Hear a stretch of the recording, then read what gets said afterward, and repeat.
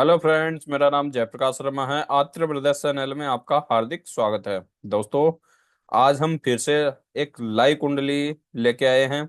इस कुंडली में भी जातक काफी हद से परेशान है, और जातक के बारे में हम इस कुंडली के बारे में हम देखेंगे कि जातक किस तरीके से परेशान हो रखा है। इस कुंडली के जरिए हम देखने जा रहे हैं। तो सबसे पहले हमें कुंडली में देखना है कुंडली का लग्नेश कौन है और जातक की राशि कौन सी है।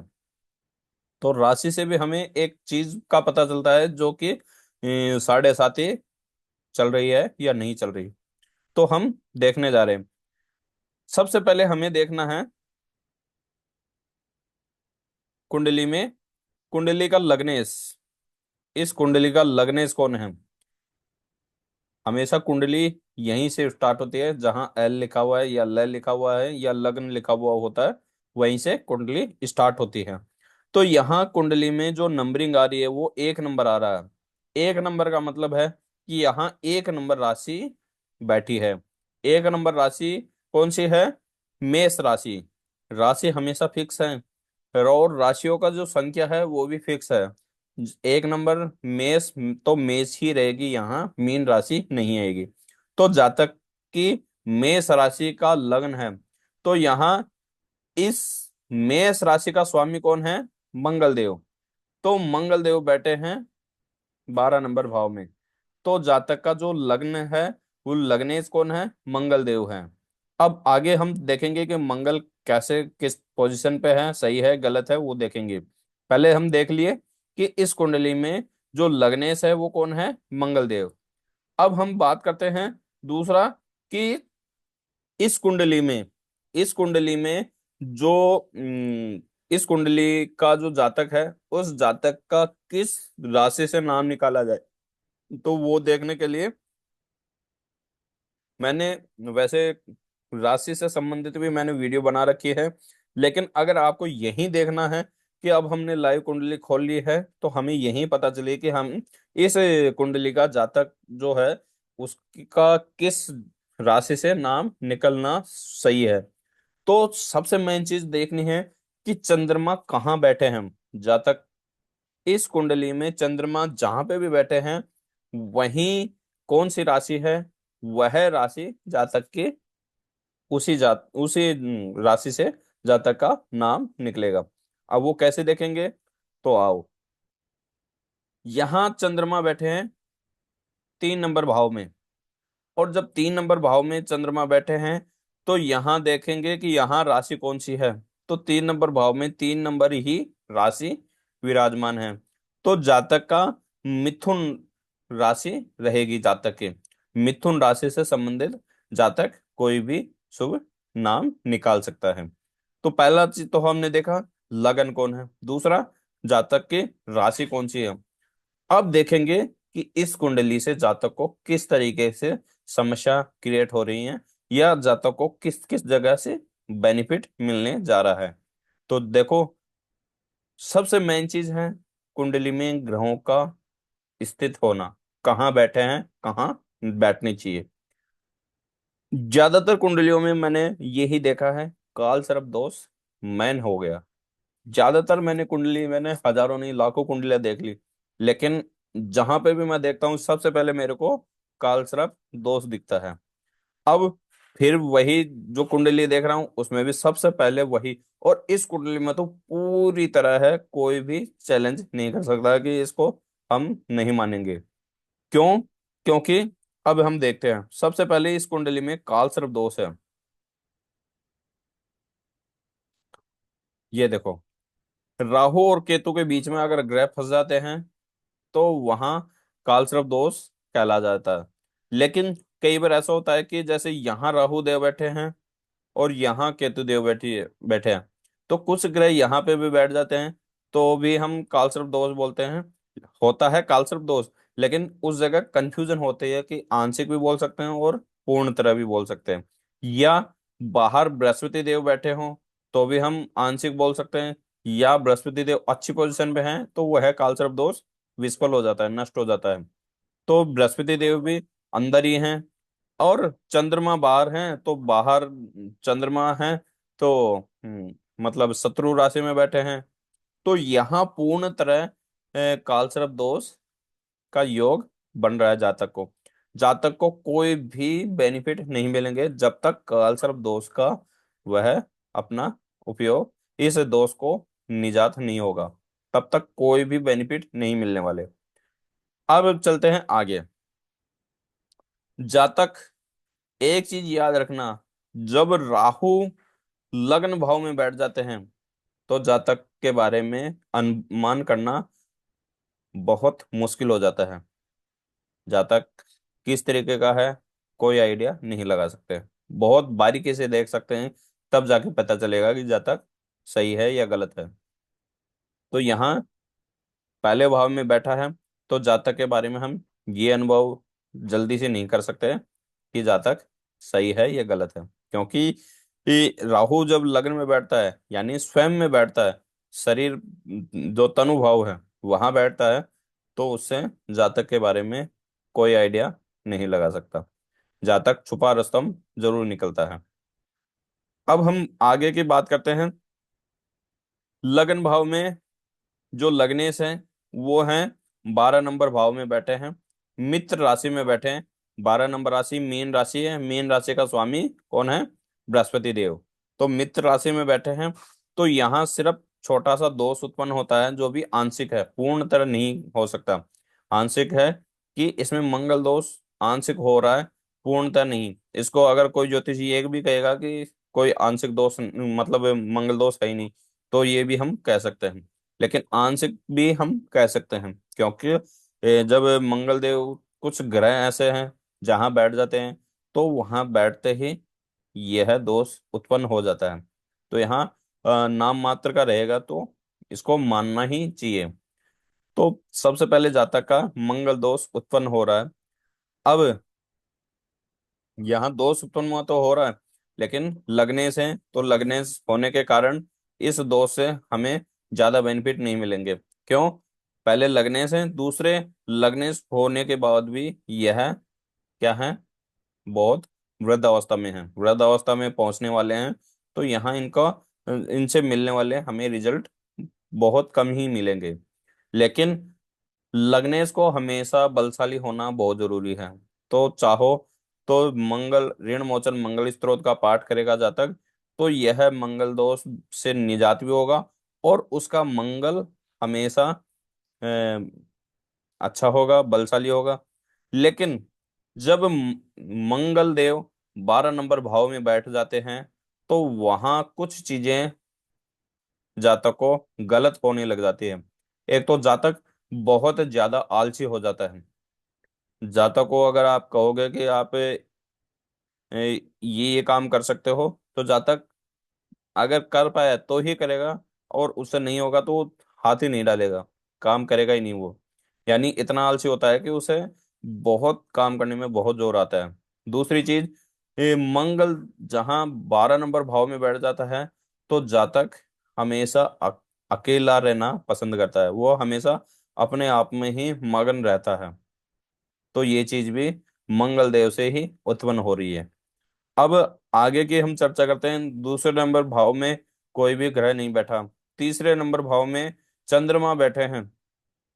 अब यहाँ चंद्रमा बैठे तो हैं, लेकिन चंद्रमा शत्रु के राशि में बैठे हैं यहाँ, क्योंकि 3 नंबर राशि मिथुन राशि, मिथुन राशि का स्वामी कौन है? बुध देव है। लेकिन यहाँ बुध देव की जगह बुध देव के घर में चंद्रमा बैठे हैं, तो इस घर को चंद्रमा हमेशा खराब ही करने की कोशिश करेंगे। क्यों? क्योंकि यह शत्रु का घर है। लेकिन बात करें कि चंद्रमा बुरा करके भी नहीं कर सकते। क्यों? क्योंकि चंद्रमा के पास में कोई ताकत ही नहीं है, बलहीन होके बैठे हैं वहां। तो यहाँ चंद्रमा से संबंधित कोई भी गलत परिणाम नहीं मिलेंगे। लेकिन चंद्रमा को बलशाली बनाना भी जरूरी है, क्योंकि चंद्रमा बलशाली होगा तभी तो इस घर से हमें अच्छे रिजल्ट मिलेंगे। सुख सुविधाओं का घर में चंद्रमा का है तो, और चंद्रमा अगर बलशाली नहीं है तो हमें सुख सुविधाएं भी नहीं मिल पाएंगी, हम जितनी भी मेहनत करेंगे वो व्यर्थ है। क्यों? जहाँ तक जो भी मेहनत करता है, जो भी व्यक्ति आज इस पोजीशन पे पहुंच रहा है, तो वह यही चाहता है कि मैं सुख सुविधाओं में रहूं, उसके पास में भी अच्छी कार हो, अच्छा घर हो, अच्छे परिवार हो, और सुख सुविधाएं पूरी हो। तो हर कोई चाहता है। लेकिन जब इस घर का स्वामी इस घर का स्वामी जब बलहीन होके बैठ जाता है, तो वो चीजें नहीं मिलती। तो यहाँ कर्क राशि, 4 नंबर राशि है कर्क राशि। कर्क राशि का स्वामी चंद्रमा है। अब चंद्रमा बलहीन होके बैठा है, शत्रु की राशि में बैठा है। तो ऐसी कंडीशन में चंद्रमा से संबंधित हमें भगवान शिव की उपासना करनी चाहिए। भगवान शिव की पूजा करेंगे तो यहाँ चंद्रमा बलशाली होगा, और दोनों घरों में चंद्रमा अच्छे रिजल्ट देगा। फिर 5 नंबर भाव में, संतान के भाव में, यहाँ कोई भी ग्रह नहीं बैठा। वही बात करते हैं, 6 नंबर भाव में भी कोई ग्रह नहीं बैठा। 7 नंबर भाव के अंदर केतु देव बैठे हैं। लेकिन केतु देव इस जगह बैठे हैं तो योग कारक हैं। क्यों हैं? क्योंकि 7 नंबर जो राशि है वो है तुला राशि, और तुला राशि का स्वामी जो है वो है शुक्रदेव। शुक्रदेव और केतुदेव दोनों आपस में मित्र हैं, तो मित्र मित्र हमेशा अच्छा ही काम करते हैं। तो यहाँ केतुदेव अच्छे रिजल्ट देंगे। लेकिन शुक्रदेव की बात करते हैं। शुक्रदेव की दो राशियां हैं, एक 7 नंबर, दूसरी 2 नंबर राशि। अब हम आगे शुक्रदेव की भी चर्चा करेंगे, जहां 12 नंबर भाव में चलेंगे। तब बात करते हैं 8 नंबर भाव, वृश्चिक राशि। 8 नंबर भाव के अंदर 8 नंबर ही राशि बैठी है, वृश्चिक राशि। और वृश्चिक राशि का स्वामी कौन है? मंगल देव, जो कि इस कुंडली का लग्नेश है। तो लग्नेश होके यहाँ बैठे हैं, यानी वृश्चिक राशि के अंदर शनि देव यहाँ बैठे हैं, जो कि 4 डिग्री, यानी बाल्य अवस्था में बैठे हैं। लेकिन शनि देव यहाँ शत्रु की राशि में बैठे तो हैं, लेकिन एक चीज का याद रखना, शनि देव छठे भाव में और 12वें भाव में हमेशा बलशाली होते हैं। तो यहाँ इनकी डिग्री देखने की जरूरत नहीं पड़ेगी, क्योंकि यहाँ ये इनके स्वयं के घर हैं। तो यहाँ शनिदेव बलशाली होंगे, भले वो शत्रु की राशि में बैठे हैं। तो यहाँ शनिदेव अच्छे रिजल्ट देंगे। शनिदेव से संबंधित आपको कोई चिंता नहीं है। शनिदेव हमेशा इस कुंडली में अच्छे ही परिणाम देंगे। फिर बात करते हैं 9 नंबर भाव। 9 नंबर भाव में भाग्य स्थान पे कोई ग्रह नहीं बैठे। अब बात करते हैं कर्म भाव पे। 10 नंबर भाव, 10 नंबर भाव में 10 नंबर ही राशि बैठी है, मकर राशि। और मकर राशि में बैठे हैं बृहस्पति देव। यहाँ खेल खत्म हो रहा है जातक का। जातक को सारी सुख सुविधाएं निष्फल हो रही हैं, कोई सुख सुविधाएं नहीं, जातक भटकता जा रहा है। इतना भटक रहा है कि जातक का ना माँ ना बाप ना भाई ना बहन ना रिश्तेदार, कोई कुछ नहीं है। क्यों? सारे के सारे केवल बृहस्पति की वजह से। क्यों? क्योंकि बृहस्पति देव 10 नंबर राशि आकर मकर राशि में बृहस्पति देव बैठते हैं, तो वो हो जाते हैं नीच के। और नीच के होकर भी बृहस्पति देव यहाँ पूर्णतः रिजल्ट दे रहे हैं। 11 अंश है इनका, तो ये पूरी तरह अपना रिजल्ट दे रहे हैं। तो यहाँ बृहस्पति देव इस कुंडली में नीच के हैं, और बृहस्पति देव नीच के होते हैं। तो सबसे पहले तो बृहस्पति की जहाँ बैठे हैं वो पहला। दूसरा, उनकी राशि जहां जहां उनकी राशियां हैं, भाग्य स्थान और व्यय स्थान, ये ये 3 घर तो वो हो गए कि यहाँ तो बृहस्पति देव अपना पूर्णतः रिजल्ट देंगे ही। उसके साथ साथ बृहस्पति देव की 3 जगह दृष्टि भी पड़ती है। कहाँ कहाँ? एक तो जहाँ है वहां तो है ही, उसके अलावा 5वीं दृष्टि, 1, 2, 3, 4 और 5। 5वीं दृष्टि पड़ेगी 2 नंबर भाव में। 2 नंबर भाव होता है अड़ोसी पड़ोसी कुटुंब का। तो यहाँ अड़ोसी पड़ोसियों से भी जातक की बैठूट नहीं हो पाएगी, हमेशा क्लेश ही रहेगा। फिर पड़ेगी 7वीं दृष्टि, जो सुख सुविधाएं, 4 नंबर भाव में। यहाँ से जातक का सुख सुविधाएं भी पूरी तरह निष्फल रहेंगी, कोई सुख सुविधाएं नहीं मिलेंगी। उसके बाद 7वीं दृष्टि के बाद में 9वीं दृष्टि, जो कि कर्जे का, शत्रुओं का स्थान है। तो वहां तो बृहस्पति देव, देखो आपको मैं एक चीज बताना चाह रहा हूँ कि कोई भी नीच ग्रह होता है और जो उच्च ग्रह होता है, इनके लिए आप उनकी दशा अंतर्दशा का इंतजार मत करो। क्योंकि ये जब नीच ग्रह होते हैं और जो उच्च ग्रह होते हैं, इनका रिजल्ट आपको दशा अंतर्दशा के अलावा भी मिलता रहेगा। तो जातक को दशा कुछ और चल रही है, लेकिन बृहस्पति से जातक पूर्णतः परेशान है। इस कुंडली में जातक को एक परेशानी कर रहा है बृहस्पति देव, दूसरा परेशानी कर रहा है काल सर्प दोष। तो यानी बृहस्पति देव से छुटकारा पाना है तो बृहस्पतिवार को किसी भी व्यक्ति के दिया हुआ कोई भी सामान हाथ में नहीं लेना, और बृहस्पतिवार को किसी का दिया हुआ खाना भी नहीं खाना। जातक को बाहर से खरीद को कोई भी सामान खा सकता, कोई भी वस्तु, कोई भी मतलब स्वीट खा सकता है, लेकिन किसी से दिया हुआ कुछ भी नहीं खाना, ना ही हाथ में ग्रहण करना है। फिर बृहस्पति की उपासना भी बहुत जरूरी है। तो बृहस्पति की उपासना अर्थात साक्षात भगवान विष्णु की उपासना जातक करे तो बहुत अच्छा रहेगा। उसके साथ साथ भगवान शिव की उपासना भी बहुत जरूरी है, क्योंकि काल सर्प दोष का निवारण के लिए शिव जी की उपासना बहुत जरूरी है। तो काल सर्प दोष को दूर करने के लिए या तो आप हर साल एक अभिषेक करते रहो।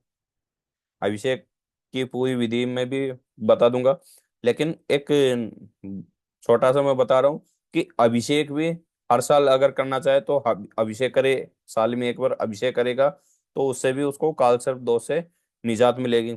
यह पूर्णतः कालसर्प का दोष पूर्णतः रहे, पूर्णतः नष्ट हो जाए, तो उसके लिए एवरी 5 साल के अंदर कालसर्प के नाम से अनुष्ठान भी होता है, जिसमें कालसर्प के दोष से कालसर्प के दोष को मुक्त करने के लिए कालसर्प के मंत्र होता है, उस मंत्र का अनुष्ठान होता है। 5 ब्राह्मण 7 ब्राह्मण जो भी आपकी श्रद्धा अनुसार जितने भी आप बिठाओगे, तो वो क्या करेंगे, अनुष्ठान में जप करेंगे शिव जी के मंत्रों का। जैसे कि महामृत्युंजय मंत्र हो गया, या काल सर्प दोष से निवारण के लिए भी मंत्र होते हैं, तो उनका मंत्रों का जाप करेंगे, और जाप करने के बाद में अनुष्ठान पूरा करेंगे। तो या तो आपका बजट है तो आप एवरी साल अभिषेक भी करा सकते हैं। बजट अच्छा है तो हर 5 साल में आप काल सर्प को छुटकारा लेने के लिए अनुष्ठान भी कर सकते हैं। ये तो हो गया कि काल सर्प दोष से कैसे बचें और बृहस्पति से कैसे बचें। ये इस जातक के लिए सबसे मेन है कि इनसे तो जातक को बचना बहुत जरूरी है। जातक इस कुंडली में राहु केतु गलत जगह बैठे हैं तो जातक का यहाँ विवाह से संबंधित भी समस्या क्रिएट होंगी। जातक का जल्दी से विवाह नहीं हो पाएगा। फिर बात करते हैं आगे की। 11 नंबर भाव की हम बात कर रहे हैं। 11 नंबर भाव में बैठे हैं सूर्यदेव। अब यहाँ देखो, सूर्यदेव गलत जगह बैठे हैं। वैसे सूर्यदेव अच्छे हैं, क्योंकि इस कुंडली में सूर्यदेव को त्रिकोण का घर मिला है, 5 नंबर घर मिला है, लेकिन वो बैठे हैं शनिदेव के घर में, यानी शत्रु के घर में बैठे हैं। तो यहाँ जातक को संतान से संबंधित समस्याएं मिलेंगी, यानी संतान सुख नहीं मिलेगा। लेकिन अगर ज्यादा सूर्य को अपने फेवर में रोज सूर्य को अर्घ देंगे तो मिल सकता है। लेकिन यहाँ ये चीज भी देखने को मिल रही है। उसके साथ साथ यहाँ बुध देव बैठे हैं। अब ज्यादातर ज्योतिषी क्या कहेंगे कि सूर्य और बुध दोनों बैठ गए तो यहाँ बुध आदित्य राजयोग का निर्माण हो रहा है। तो जातक का ऐसा कुछ भी नहीं है, 1% भी यहाँ योग नहीं बन रहा। क्यों? पहला योग इसलिए नहीं बन रहा कि इस कुंडली में बुध देव मारक कंडीशन में है, लेकिन वह यहाँ बैठे हैं मित्र राशि में। तो बुध देव यहाँ ठीक है, लेकिन यहाँ सूर्य देव अच्छे कंडीशन में बैठे हैं, यानी योग कारक हैं, लेकिन शत्रु के राशि में बैठे हैं। तो यहाँ ये बुध आदित्य राजयोग नहीं बनेगा, पहला। दूसरा, बुध देव इस कुंडली में हो रखे हैं अस्त कंडीशन में। यहाँ मैं आपको एक बार क्लियर करके दिखा रहा हूँ। मैंने बुध देव के आगे हैशटैग लगा रखा है। बुध देव इस कुंडली में है अस्त कंडीशन में, यानी बुध देव से तो कोई भी उम्मीद नहीं हो सकती, क्योंकि सूर्य के समीप आके ये अपना बल नष्ट कर चुके हैं। तो यहाँ हो सकता है कि 2 4 5% रिजल्ट मिल जाए बुध आदित्य राजयोग से संबंधित, लेकिन पूर्णतः नहीं मिलेगा, क्योंकि यहाँ इस तरीके का योग नहीं बन रहा। आगे हम बात करते हैं। 12 नंबर भाव में मंगल देव बैठे हैं। मंगल देव के बारे में मैंने आपको स्टार्टिंग में ही बता दिया था। अब यहाँ बात करते हैं, 12 नंबर भाव में शुक्र देव भी बैठे हैं। अभी तक तो जातक के सारे नुकसान ही नुकसान हो रहे थे, अब जातक को फायदा भी दिखा देते हैं। जातक की इस कुंडली में जातक सबसे जो परेशान है, वो तो सारे ग्रह के हम चर्चा कर लिए। अब जातक इस शुक्र देव से बहुत ज्यादा परेशान जो मिलती है, वो इससे नहीं मिलेगी। क्यों?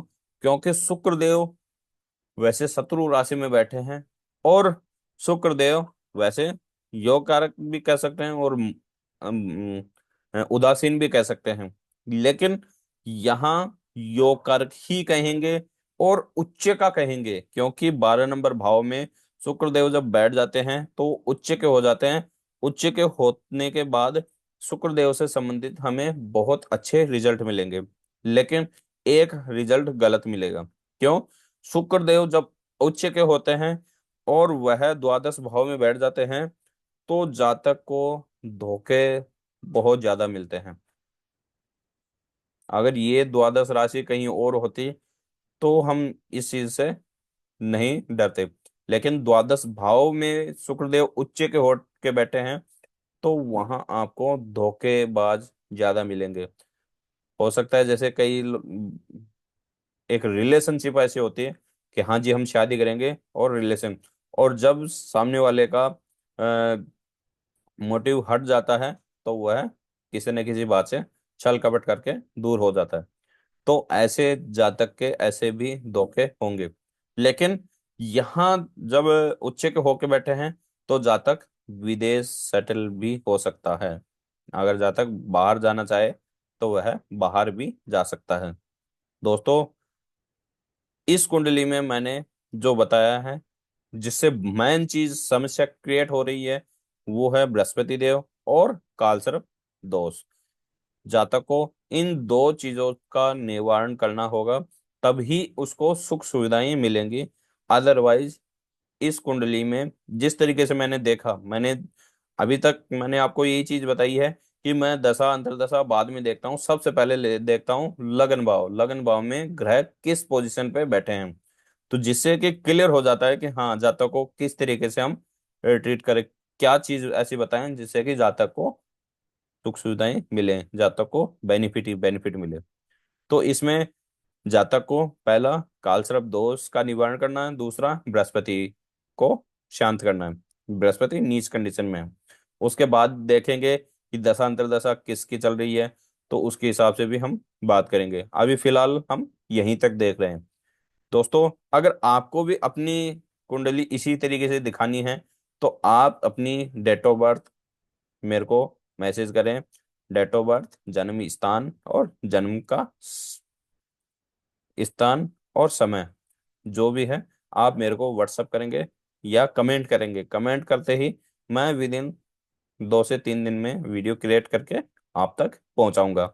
दोस्तों, अगर इस वीडियो में आपको कोई भी समस्या लगी हो, कमेंट के जरिए जरूर बताएं।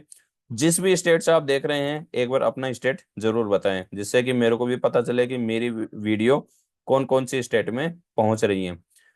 इजाजत चाहूंगा, नेक्स्ट वीडियो जल्दी आएगी। जय सिया राम।